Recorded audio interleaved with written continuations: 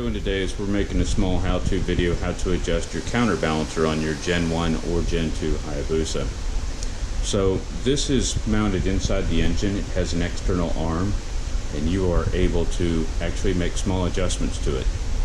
Here it is in the book on page 1D78. This point right here, your F and G marks. Notice that the engine is actually upside down in this diagram, so it's reverse of how you're going to be looking at it on the bike, because of course the engine is rotated and turned. So there's graduation marks.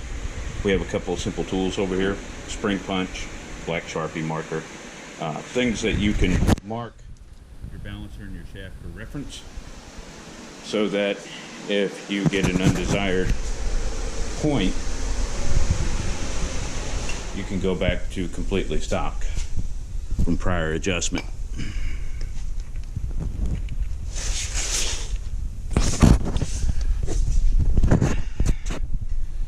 This is the pinch bolt right here. It's a 5mm M6 by 1.0.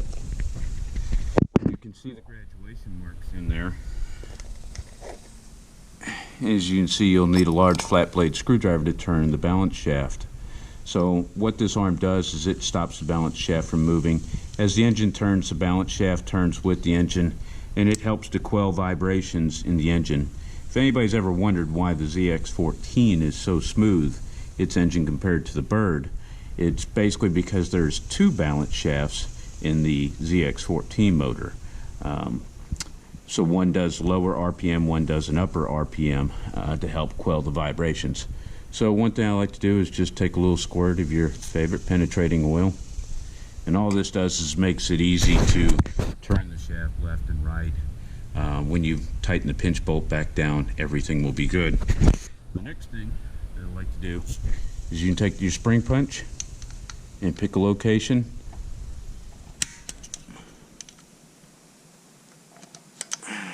Slipped a little bit. I'm slipping really good there. Alright, well, so actually what I'm going to do is I'm going to pick a hash mark.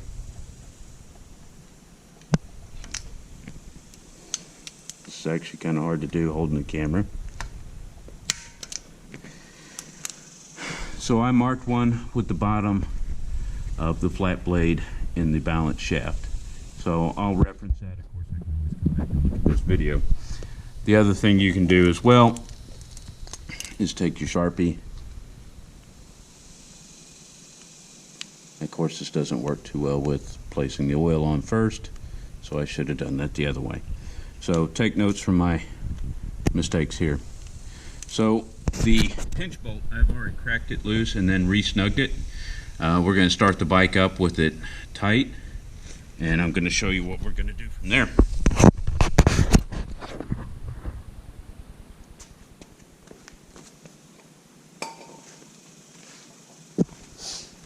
Turn the fan back on.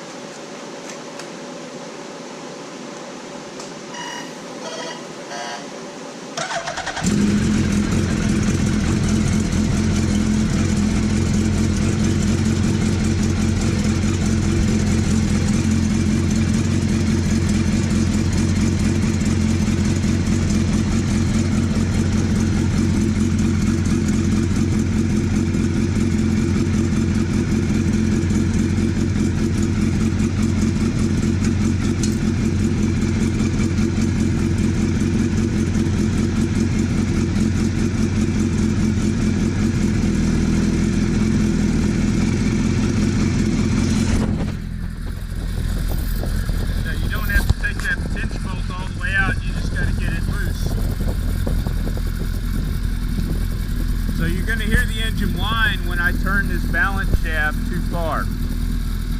Don't worry, you're not going to hurt anything. You hear it start to rattle.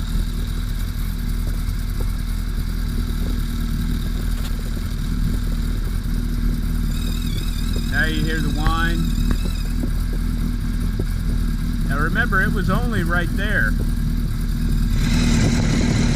Now Now, by the book in the F and G marks, that would be right.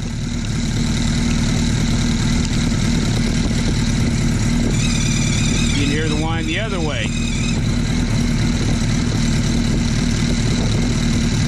We're actually going to go just a little bit higher there, more of a center between the two.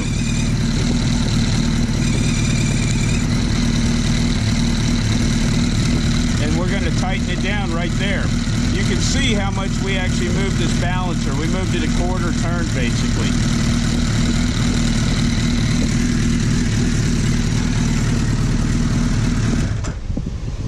Now I'm going to talk a little bit more about this adjustment here. So Suzuki wants a smaller window where you adjust this between the F and G marks. And I think that's where some of the vibration comes in the upper end. Yesterday I adjusted a Gen 1 for a friend of mine, and we actually located it about the same location as mine. The whine came in at about exactly the same places. And he said on his way home that the vibration was significantly changed at cruising speeds, much less than previous. I have a mild vibration in my 2014. You know, nothing that doesn't bother me. It's really smooth compared to some bikes out there, but to some people it may annoy them. So I will give this a try, and I'll report back in the comments on if this actually made a improvement on my bike. So to each their own. Good luck. I hope this was helpful. We will tighten this Allen bolt down, and we will call it a day. And just again, for some reference for you, for some page numbers, if you have a manual and you want to look at some steps and you want to read it yourself, 1D88, 1D77, and 1D78 in your manual will show you the adjustment procedure that Suzuki wants. Of course, if you have a Kawasaki manual to reference, the trusty old ZRX has basically the exact same countershaft balancer. It's on this side of the engine, only one, unlike the ZX based or the ZX14. And when you go into their manual and you read the steps for the adjustment, you will find that it will actually tell you to adjust exactly like I just showed you for the Suzuki. That's actually the countershaft balancer for the ZRX right there. This is a ZX11 based engine, ZX10 used in the old Concourse C10 with 1,000 cc's.